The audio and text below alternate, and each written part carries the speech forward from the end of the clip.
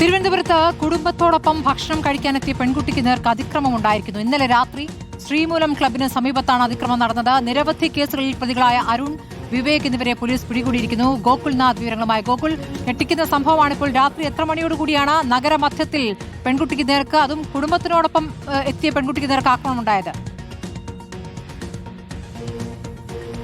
പ്രതി തീർച്ചയായും അത്രത്തോളം വലിയ, അതായത് തിരുവനന്തപുരം നഗരത്തിലാണ് ഈ സംഭവം ഉണ്ടാകുന്നുള്ളതാണ്. അതായത് ഈ പോലീസ് ആസ്ഥാന മന്ദിരത്തിനും അതേപോലെ തന്നെ ശ്രീമൂലം ക്ലബിനും ഇടയിലുള്ള പ്രദേശം, അവിടെ ഈ ഫുഡ് സ്ട്രീറ്റ് അടക്കം പ്രവർത്തിച്ചു വരുന്ന പ്രദേശമാണ്. അവിടെയാണ് ഈ പെൺകുട്ടി കുടുംബവുമായി രാത്രി 10 മണിയോടുകൂടി ഭക്ഷണം കഴിക്കാനെത്തുകയും തുടർന്ന് രണ്ടുപേർ ഈ പെൺകുട്ടിയെ കടന്നു പിടിക്കാൻ ശ്രമം നടത്തുകയും ചെയ്യുകയായിരുന്നു എന്നുള്ളത്. എന്തായാലും പോലീസ് ഇപ്പോൾ രണ്ടുപേരെയാണ് പിടികൂടിയിട്ടുള്ളത്. അരുൺ, വിവേക് എന്നീ ആളുകളാണ്. ഇവർ ഈ പ്രദേശത്ത് മുൻപും സമാനമായിട്ടുള്ള കേസുകളിൽ പ്രതികളായിട്ടുള്ളവരാണെന്നുള്ളതാണ്. മ്യൂസിയം പോലീസ് ഇപ്പോൾ രണ്ടുപേരെയും അറസ്റ്റ് ചെയ്തിട്ടുണ്ട് എന്നുള്ളതാണ്.